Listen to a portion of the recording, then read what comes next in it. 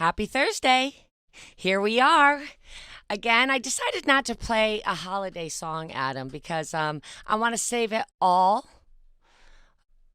for next week when we're going to have a really super special event happening here at SiriusXM, aren't we, Adam? Oh, are we? Yes. Make it nice. Make it merry with Dorinda Medley. It's going to be a live show here at SiriusXM, my first live show. And I have to say, I'm very proud of myself. I haven't been here that long, and I'm already going to have a live audience. You sure are. Yeah, I sure am. Make it merry with Dorinda Medley. Who better could you have chosen than me to make it merry? So next week, we're going to blow it out with Christmas. So let's save it. I thought instead of trying to come up with Christmas songs now, let's do it all in one huge go. All right, fair enough. A little Christmas hiatus here at Make It Nice. I did think it was funny considering we've started in November. Well, that's true. I tried to get Melinda to come, but she can't come. You know, remember Melinda was Santa on the episode in the Berkshires on Housewives of New York. And that was the famous line when Bethany said, "I think Santa has a vagina." HR infraction. I love when you say that. HR infraction. And then I tried to get Hannah, but just couldn't coax her into it. She said, so we still may have a special guest coming on. I'm working on it still, or maybe not. I can make it. I make it merry by myself all the time anyway. So maybe I just make it merry with Dorinda Medley and let the live audience be my interactive group. You'll make it merry one way or the other. One way or the other. And boy, oh boy, we made it merry this week. So I'm done with COVID, thank God. And COVID left me, or I healed from COVID. It's such perfect timing. I got it. I did all my holistic stuff. I ran through it. And Sunday morning, 2 days before my birthday, I tested negative. There you go. That is the way to do it. Sure is. Now I can go out, and I made a promise. I said, once I'm done with COVID, I'm going to get right back out there and become a kissing bandit. And Adam's HR infraction. No. So listen, Monday night, I went to the famous Mercer Kitchen. I don't know if, we as New Yorkers, especially old school New Yorkers, remember the Mercer Kitchen as one of these iconic places that opened up 25 years ago. It was one of Jean-Georges' first sort of big adventures of both restaurant and sort of underground club. It was called the Sub Mercer. It was the first place I ever saw a dancing pole. Thought it was so cutting edge. And they closed it on Monday night. They closed the Mercer Kitchen. And what was amazing, I actually took Paula Abdul. Yes. I walked in with Paula Abdul, which was so perfect because she's from that era like me. And, I was sitting with Jean-Georges and I said, can you believe, I remember when this opened 25 years ago. He said, and you know what, Dorinda, we were sitting right in the same booth. All of us. And what's amazing, 25 years later, all the oldies but goodies came out. So it was basically a party, Adam, where it was old school, all old music, all the great old photographers, the rock and rollers, the kind of iconic New York stock. And it was I swear to God, it was as if it was 25 years ago. We danced like maniacs. We just had so much fun, but really we're all sad. That generation, it's sad because it's a huge loss for New York. It represents a time that really was Ian Schrager, people like Jean-Georges, all these people were coming up and they were the creators, like things that we had never seen. I remember the first time I went to the Delano, I thought this was so cutting edge. Huge chess pieces in the middle of a garden. What the hell's going on here? So I danced with a lot of people, did a lot of hugging and kissing on the dance floor. And then on Tuesday was my birthday. But let me tell you a funny thing about my birthday. Okay, let me hear. I called my mother up and I'm like, yeah, Mom, can you believe my 59th birthday is here? She was 58.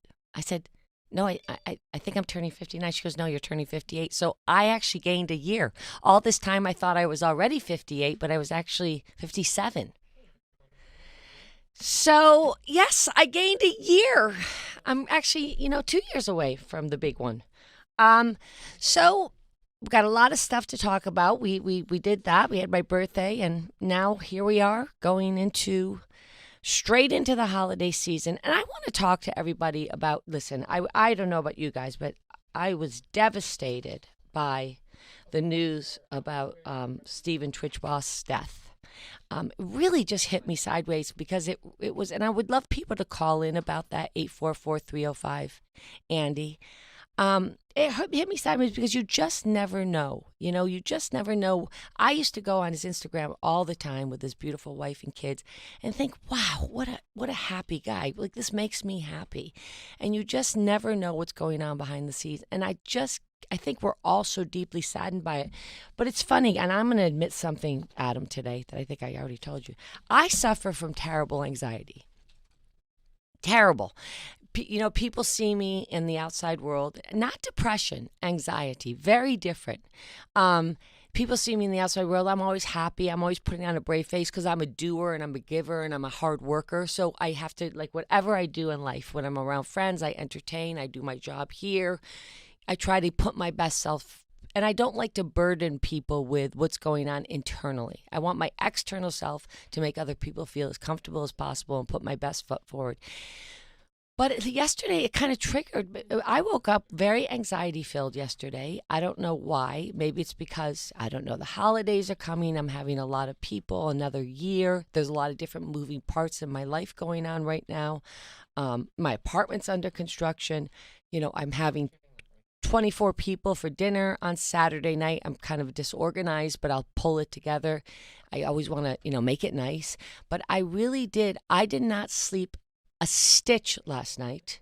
I just had that anxiety, that wolf that comes and sits on the bottom of your bed and tells you all things to worry about. 1 o'clock, 2 o'clock, 2:15, 3:20, 4 o'clock.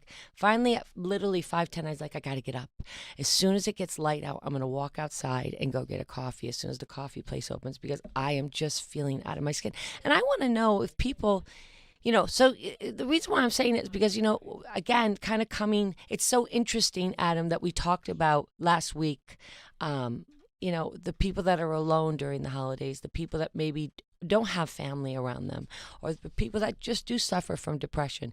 And then I read the horrible news about tWitch yesterday, and I just thought we just have to be so aware that, there could, just what you see on the outside is not always what you see is going on the inside. And anxiety and depression are real things, especially in the world we live in, the post-COVID world we live in, the pressures we put on ourselves, there's so many moving parts, social media, expectations, re-entering the workforce, re-entering the social world, and I just want to know what you guys, are you feeling a little bit of that? Do you suffer from these things? I would love to talk about it. I think it's important. I think the more we talk about it, the more we can, have a conversation that can maybe help people.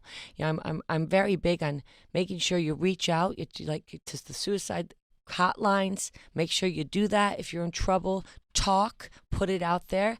So yes, I'm very excited about the holidays, but also this tWitch story really hit me hard. And my love and blessings go out to his family. And, if you feel like someone's struggling, if you feel like someone's maybe putting on a brave face, maybe ask them about it, because most of the time people want to talk about it. They just feel uncomfortable talking about it. They feel like a burden talking about it. And I called my friend Tim this morning and had a cry with him. And I wrote at the end of it, I said, listen, thank you for always taking my burdens on and sharing them with me. And he said, I love you. That's what friends do. So, and it made me feel better that I could get on the phone at 7:30 and cry to Tim and kind of unload it. But he sent me a beautiful thing that I want to read you, and then I'm going to take all these calls that are coming in. Glennon Doyle, who is just an amazing writer, wrote Untamed, wrote about suicide. I always think of the great Worsenshare's words about refugees. You have to understand no one leaves home unless the water is safer than the land. Right? So, okay, let's take some calls. Let's see what's going on in the world. I look forward to talking to you. I've missed you all. Susanna from Idaho. Hi, Dorinda. I was just calling to say how important it is. I do not currently suffer from depression, but what I realize is, and not that I want every employee that works for me to tell me everything that's going on in their life, but those that do want to share that they maybe suffer from depression or anxiety, just even checking in with them. Mm-hmm. I think even coworkers, we're often checking in with our friends, but we see those people probably more than we see our families. So just knowing, if you're seeing something off, just making sure that, you're having an on day, off day, anything I can do to help. Susanna, and always encouraging. Yeah, know, because you're so right. But that's the key word. Sometimes we let our politeness, our a fear of maybe insulting someone, to keep us back, just putting on the happy face. But sometimes it's just okay saying, "Hey, you doing okay? How's it going in your life?" People do love to share their burdens. Not love to, but they love to know someone out there is listening. I did it this morning with my friend Tim. I called him up and I was super honest. I said, I'm feeling a lot of anxiety and I just want to walk through it with someone. And I didn't want to tell my mother because she's older and I don't want to worry her, right? And I felt better. I really did. And the other thing I always encourage, and I hope other employers do this, is I always encourage, take your lunchtime and extended lunchtime to, as a mental health time, make sure that you're going to therapy as you need to. All of those things are built into all of our day, and it's so important. I always want my team members to know that is as important to me. It's important that they do those things as if they were going to a doctor's appointment or a dentist appointment, to keep up with that too, that to not put that off to the side, that their mental health and going to those kind of therapies is... I love that you give them permission to that and give them a comfort level, right? Because, so much, I'm 58 now, and, when I was growing up, anything like that, anxiety or depression, was considered, right? Whereas now, it's not. It's part of life. We can't always be positive. People suffer. And how great is it that you do that? Because you're only going to build a stronger employee, a more loyal employee, and someone in a safe place. Isn't that what we need in our life? Safe places? Yes. And that's, I really try to build that where I worked. I want people to feel safe, loved, and know that if they need help, I will also do anything I can to get them the help they need. Well, we're giving you a shout out, Susanna. You are my hero today. Oh, thank you, Dorinda. And also, too, what's nice, too? We forget that, and then I'm going to let you go, but we forget that, it's okay to be quiet and reflect and really be selfish with yourself. I don't know about you, but I live in the world where I occupy my every single minute, and that's not good either. I've just recently starting, I take from 5 to 6 in the morning, I take time to reflect. I consider myself an overeater, so I read my little Overeaters Anonymous daily journal, do some journaling, and it's the perfect quiet time to start my day, because I'm loud, obnoxious the rest of my day, but that hour of quiet time in the morning to just reflect on what my day is going to look like has changed. Well, if you listen to my show, that's when I do mine. That's when I wake up. I don't even look at my phone. I just say my prayers. I sit in peace, and I don't let the negative noise. I read something a couple of weeks ago that were all positive affirmations, because it's so easy to give yourself negative things, like you're not good enough, you're not going to make it, it's going to be a terrible day. And if you do give yourself that hour to just be quiet and start the day off right, be selfish with yourself. It's so important. But thank you for calling in, Susanna. Happy holidays. And that was a really important call. Bye-bye. Bye. Trey from Atlanta. Hi, Dorinda. Hi. I am so excited to talk to you. I wanted to call in and just say, first of all, you're wonderful. I suffer from anxiety and depression. And I know it may sound silly to some, but it was you, Dorinda, and the Ultimate Girls Trip that just made me laugh. I laughed and I cried with you at the end when you got teary-eyed and you said, I just want to make it nice. I think there's a part of you. Now, I'm a gay black man in Atlanta, and I feel like you and I are twins. There's a part of you. Yes. There's a part of you that's in everyone, Dorinda, this need to make it nice and do a good job, and then when might fall or falter, it hurts. And Well, that's I just right. want to say thank you. Well, Trey, that makes my day. Well, you know what? I think when you're a passionate person, you love hard, you cry hard, you're constantly, there's only black and white, there's no gray in your life. So you're either, and when people hurt your feelings, people think I'm really tough, Trey, and I am. Listen, I've survived a lot of things. I've raised a beautiful daughter. I've buried my husband, but I am also a survivor. I'm like a phoenix. I go back down and I come back up. I go back down and I come back up. And it's the passion that keeps me going in life. And sometimes I get it right, sometimes I don't. And you guys have seen that on national television. But I love the fact that you said that. It means a lot to me, Trey. Yeah, it makes you so great to watch. And the Ultimate Girls Trip, you were amazing. And I can't wait till you're back on our television. Aw. I love you, Well, Dorinda. hopefully soon. I love you too. God, that made my day. That took all my anxiety away, Trey. Happy holidays. Happy holidays. Love to you. Love you too. Bye-bye. Aw, what do you think of that, Adam? I love it. A fellow passionate person. Well, yeah. And it's okay. Here's the thing. It's okay to not, we're not always be, it's okay to not be good. It's okay to say to the world on a day, I'm not doing good today. I think it's important to. Right? Because I grew up in a family that, always had to put on positive face, right? We certainly didn't talk about therapy. I mean, my parents are great. I love them. But, it just was a different time. You went out in the world, you were great, no matter what. Yeah, I think a lot of us grew up that way. Yeah. And you really have to break that norm to say it's okay to not be okay. And it's okay to say that. And certainly it's okay to reach out for support. And journey through it with them. And I've tried very hard to let Hannah have that voice. Because my natural instinct is sort of an ethnic, Catholic girl that does well to, oh, we're fine. No, I don't want to talk about it. Let's keep it moving, make it go away, stuff it down. I really have tried to, with her, give her all kinds of platforms to, when she says, because it's funny, sometimes she'll say to me, I'm having a bad day. I want to make it go away. What can I do? What can I buy? What can I do? What can I send over? Now I'm silent. What's going on? What can we tell me about it? I love you. I'm here for you. Do you need to go talk to someone else? And it really, it's helped me to grow. It's made her stronger, and also it's made her able to push herself forward in her life in a way that I don't think maybe I had the courage to do.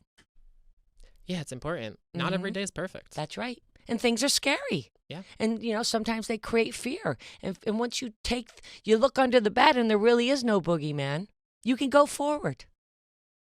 Right. But sometimes you need a lot of help and support. Yes. I definitely understand the feeling of not wanting to reach out. But Let's talk to Howard in Boston, one of my favorite places, Boston. How you doing, Dorinda? How you doing, Howard? I'm doing well. The news of Twitch really blew my mind off, Oak. Right? He was such a talented human being. I know. I've suffered depression since my mother passed away 4 years ago. Sorry about that. That's a tough one. I reached out to my doctor. I don't want to get emotional, but I'm gonna. My mother was my world. It was her and I for 21 years until she met the most wonderful human being in the world, my stepdad, who checks on me all the time, makes sure I'm okay. I take meds. I went off of them about 6 months ago, 7 months ago. Had a tragedy in my personal life. I lost both my dogs. And I went back on them. My doctor knew something was wrong. He knew I was off because we have such a great That's a good doctor. relationship. He's a phenomenal doctor, Dr. Ryan Gosling of Berlin. He said, are you having the same problems, feelings you had when your mom passed? I'm like, yeah. He goes, right away. Meds are going to the CVS. Go pick them up. Get on them. We'll put you on them for 6 months, and we'll see where you are in 6 months. Great. Good old CVS. And I'm going to tell you something. That is so important. People think, if you broke your arm, Howard, you'd put a cast on, wouldn't you? But for some reason, when people hear sometimes meds or something, they think, oh, no, you're broken. You need the cast. And the cast is having a very good doctor that can oversee and know you and know what's going on in your life and prescribe properly. That's the key. I love the fact that he said, we'll check in 6 months, because that's when, you got to be, if someone just puts you on something, that's it, let you go with it. That's a great doctor, and a shout out to him. And I'll tell you, Dorinda, I was raised Roman Irish Catholic in Boston on diocese. So I know what you're talking about. Push it down, put it in the drawer. We don't discuss it. You need to know something. You bring people up every week. Oh. Listening to you, I arrange my schedule around your radio show. Howard, I love that. I love you to death. And I can't wait for Legacies to come back on, because it's going to be amazing. You put it out there. You put all your stuff out in the front burner. You let us know. It doesn't matter how much money you have. It doesn't matter about the Bluestone Manor and your beautiful apartment. You have problems just like everybody else. Do I ever? You should have been with me last night at 3 a.m. I was like, I'm not going to make it through this night. I'm feeling depressed. I'm feeling anxiety filled. So yes, of course. And it is important that we say that, that, listen, I think I'm an overachiever, right? I'm an overpleaser. And I think sometimes that works beautifully and sometimes it fails beautifully. But isn't that life? I think my mother always says, just get up again. After Richard passed, my mother used to come over and make me walk with her for 10 minutes. And it really just putting that one step in front of the other and making a little progress every day, led me to the road of healing. And I just want to say, Howard, I get you with your mom. My mom's my best friend. I know, but she's with you. If we learned anything during all those years of church and religion and stuff, we have to believe that they're still with us.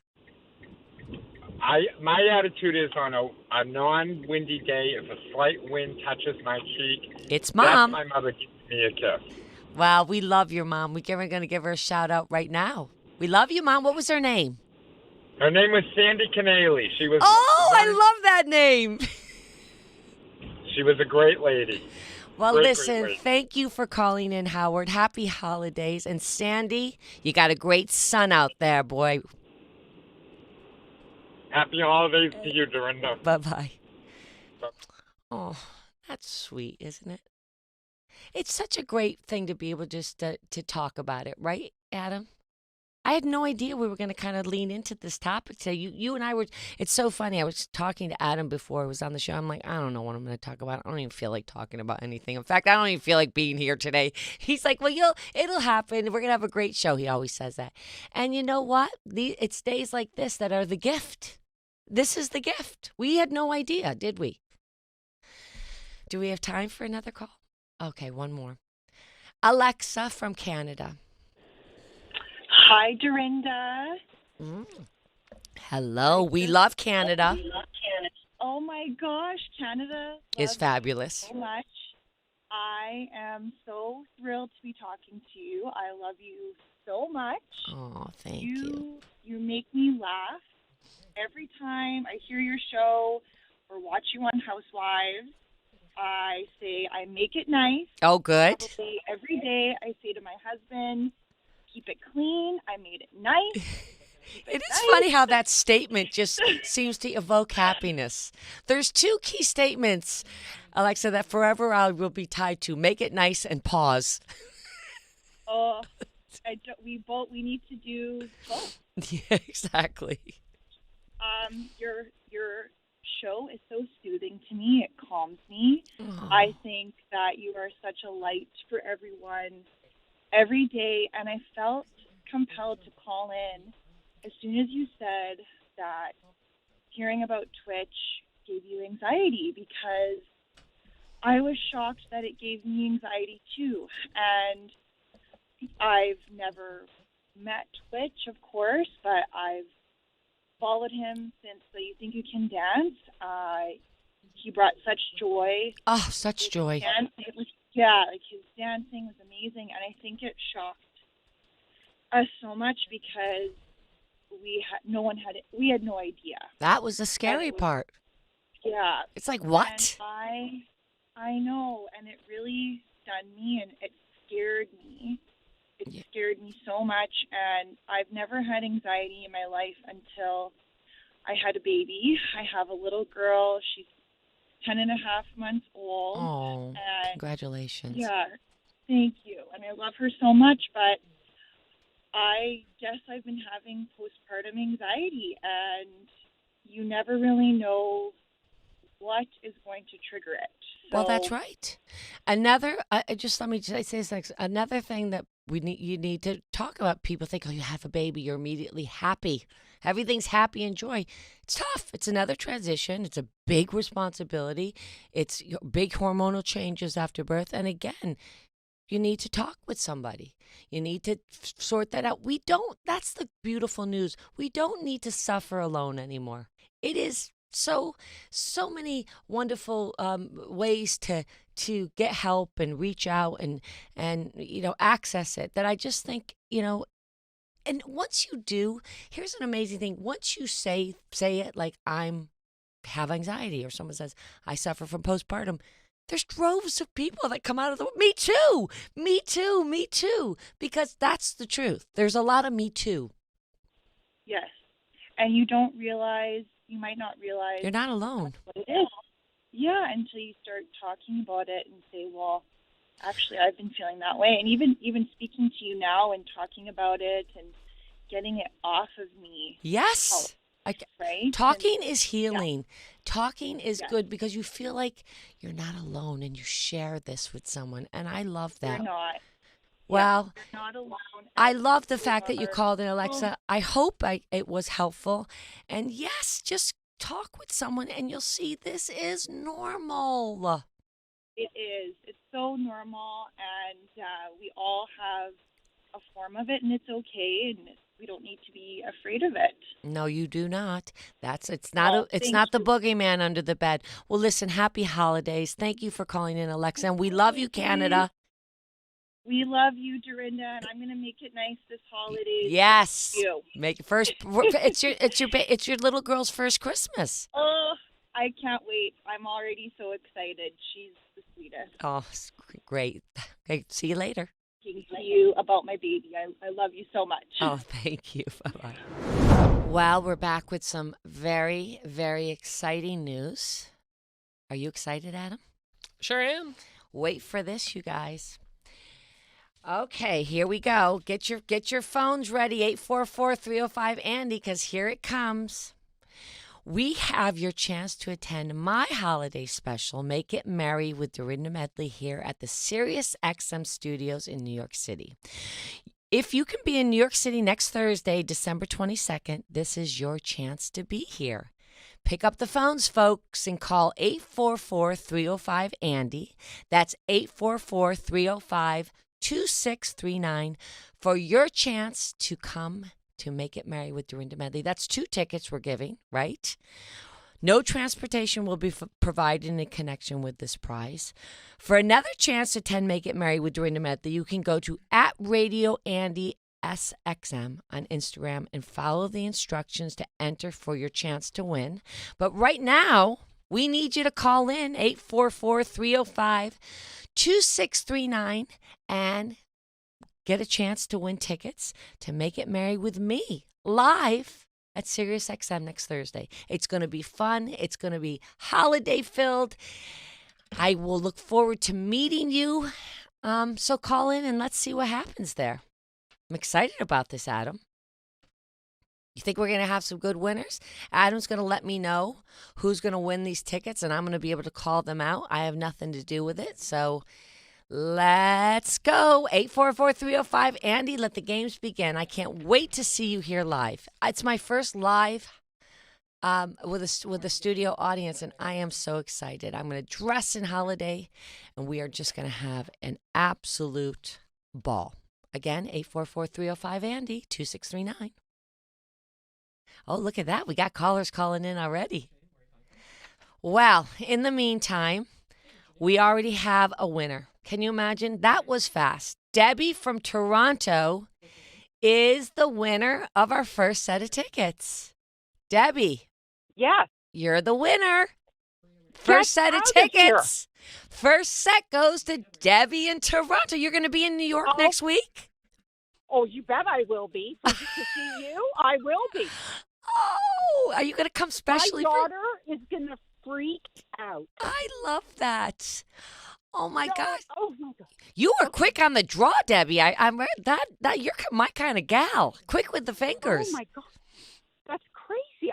I've never won anything in my life. Wow. We got to make sure that we know where Debbie is in the audience so I can come give you a big hug. Okay. I'll stand up. Don't We are worry. going to make You'll it know. merry, Debbie. I'm so excited you're the winner all the way from Toronto. Yay! Yay. Yay is right. I'll see you next week. Okay. Wear thank red. you. Bye. Oh, Adam, we have another winner already? I knew it was going to go fast, but not this fast. We have Mariana from New York. How about that? Marina from New York. Sorry about that. Hi. Marina, who are you going to Hi. take? You're in New York, so you're already here. So excited for it. I am so excited, too. That is great. Are you actually in New York City? No, on Long Island. Well, that's We're fine. gonna make it nice. We are going to make it nice. We are going to make it merry. That's what we're going to do. We're going to share all kinds of holiday things and be festive and fun right before Christmas, December 22nd. The timing couldn't be better. Exactly. I can't wait. Thank you. Yeah, you're welcome. See you next week. Perfect. Okay, let's see who our next winner is going to be. Let me look. I think, do we have any? Oh, looks like we have another winner. Regina.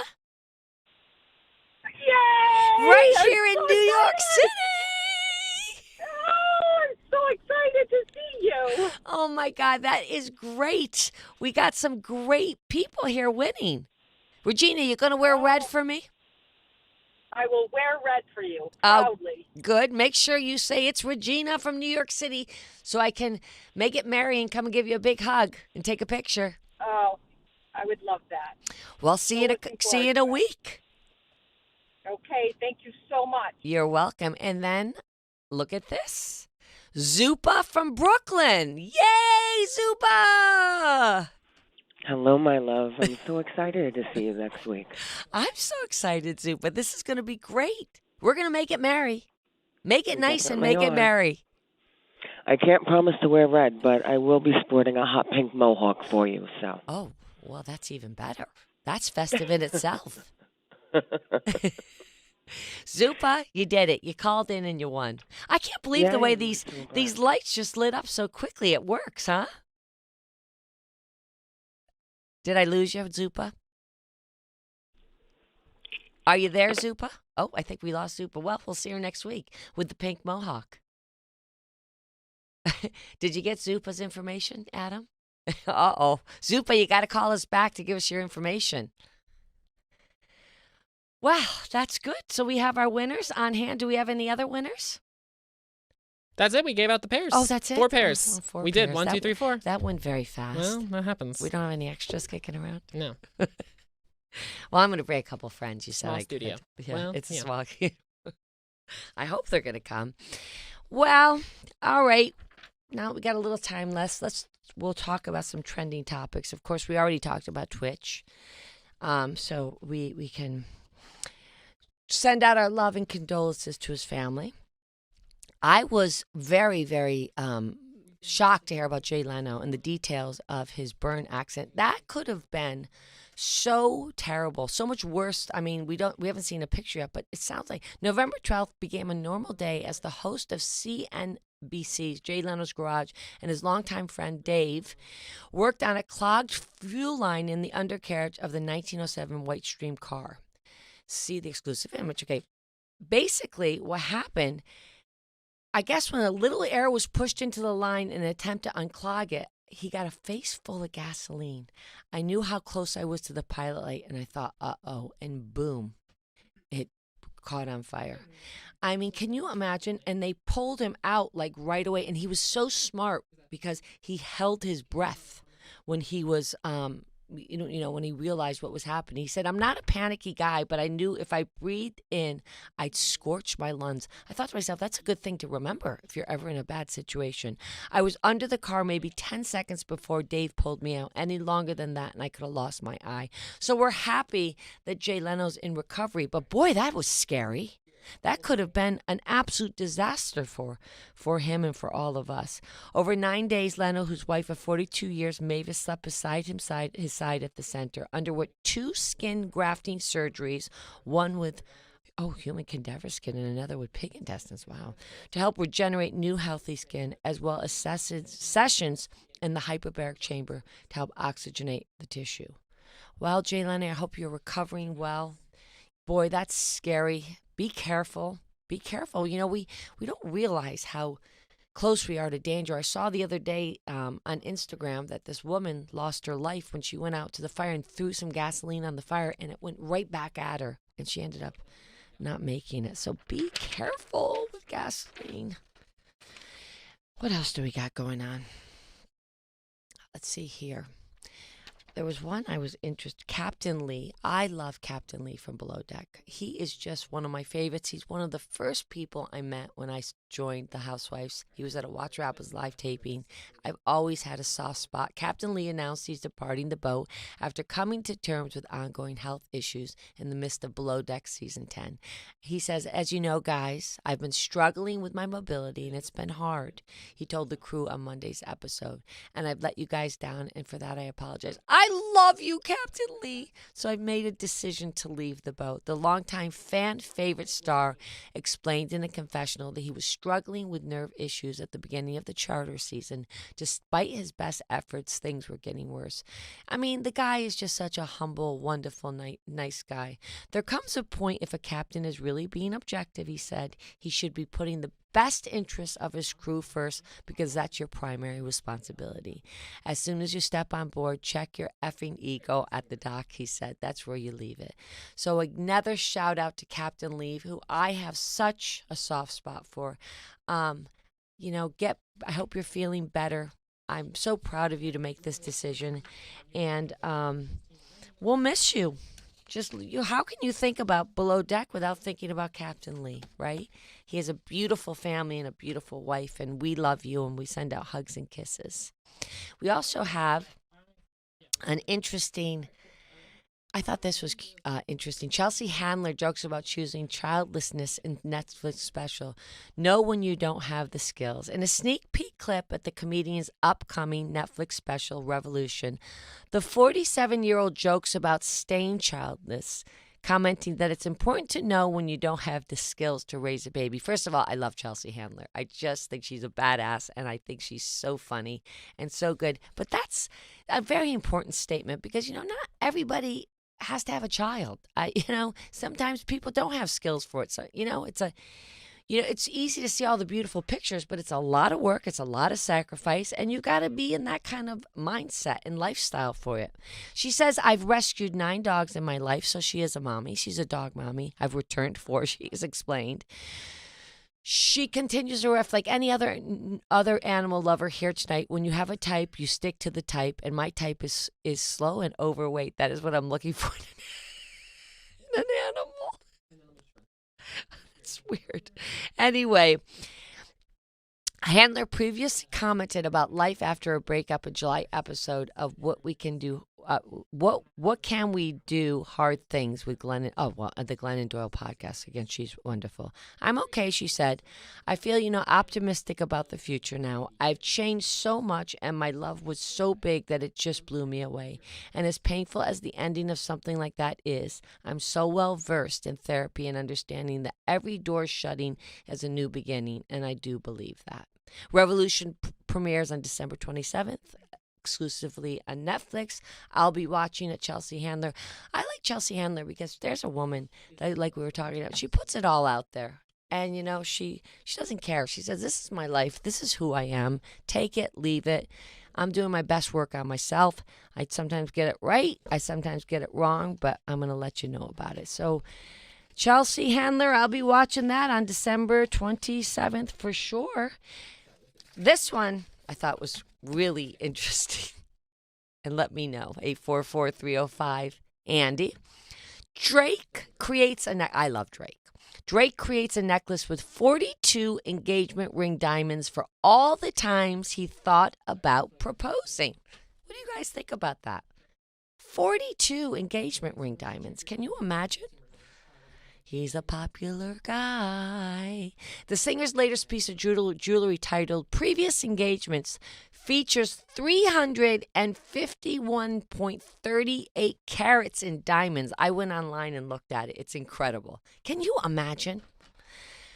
Wow.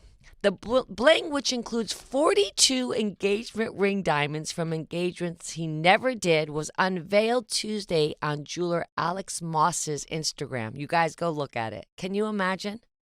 351 carats. Drake, why didn't I get one of those diamonds? And how did you get them all back? That's what I want to know. Or maybe he never gave them. I'm not sure. Each stone meticulously set, utilizing the eagle claw technique. Previous engagements for all the times he thought about it but never did. Oh, he just bought the ring but never gave it. Interesting. A true wonder of the jewelry world, presented by Alex Moss, New York, and Drake, the voiceover concluded. Alongside the video, the jeweler also added a caption, new piece titled Previous Engagements for all the times he thought about it but never did. How wild is that? Did you see that, Adam? A picture of it? It is wild. It is wild. And there were a lot of rings there I would have accepted out of the 42. They were never Drake, asked. call me. Do you think I'm Drake's type? You know, I have no idea. Oh, God. That's a good answer, Adam. Well, we got to wrap it up and go to segment 3. Finally, we got to get through some hot topics. See you soon. Well, we don't have a lot of time. I really loved everyone that called in today. I just think it's so important. And remember, always, if you have feelings of anxiety, depression, or thinking bad thoughts about taking your life or doing something, make sure you call 988. Reach out to a friend. Reach out to a family member. Be proactive about it, because you know you want to reach out and get some help through this. It can be solved. There's always a solution, and there's always someone out there to listen. So I just wanted to say that before. I talked about Grimes, the man that fell overboard on the cruise, saying thinking about his daughter 9 while treading water for 18 hours saved him. So this guy, Grimes, boarded the Carnival Valor in New Orleans on November 23rd, planning to spend quality time with 17 loved ones from his mother's side of the family. So the first night after the ship left New Orleans, I had some beer and wine, and then I won a free drink and an air guitar competition. Oh, God. It was the last memory of this time on the boat, because after leaving his family at the bar, he fell overboard in the Gulf of Mexico. Can you imagine the fear? All I know is that when I went on one of these big cruise boats and you look out at night, it is vastly dark and vastly lonely. And I remember shuddering, thinking, oh. The scary thing is, drowning has always been my biggest fear. So I told myself I wouldn't stop swimming. Over the next several hours, Grime would encounter 2 swarms of jellyfish that stung me pretty good all over my arms, legs, and neck. Oh, but the scariest part was seeing what he thought was a shark. I spotted a fin about 15 feet away that was heading to me. I put my head underwater, opened my eyes to look at it. I'm not sure if it was a shark, but it bumped my leg and I kicked and it never came back. I mean, how scary is this? But he said the whole time that he was out there, he was thinking about his 9-year-old daughter, Annabelle, while making up songs that I sang to myself. Grimes said it helped him get through the darkest moments while stranded at sea with nothing but his clothes, not even a phone. Well, what would a phone do? Because it's wet. I just don't know how they found this guy. After the sun went down, I spotted 2 ships and spent hours swimming to them. I'd gotten so sunburned that I was shivering once night set in. I told myself that I had to make it to one of those boats. A voice eventually yelled out to Grimes, the Coast Guard is 15 minutes out. Minutes later, a helicopter circled over him, pulled off my boxers, and waved them over my head, trying to make sure they saw me. A rescuer swam to Grimes, and of course they got him. But let me tell you something. That is terrible, because you have no idea. Talk about feeling hopeless. That vast sea, not knowing when, how long, what's going to get to you, if someone's going to get to you. Anyway, you guys, we got to wrap it up. We're looking forward to making it merry next week with you, live from SiriusXM. Have a great week. Have a wonderful week. Thank you for calling in. Love you all, and if it's Thursday, we're making it nice.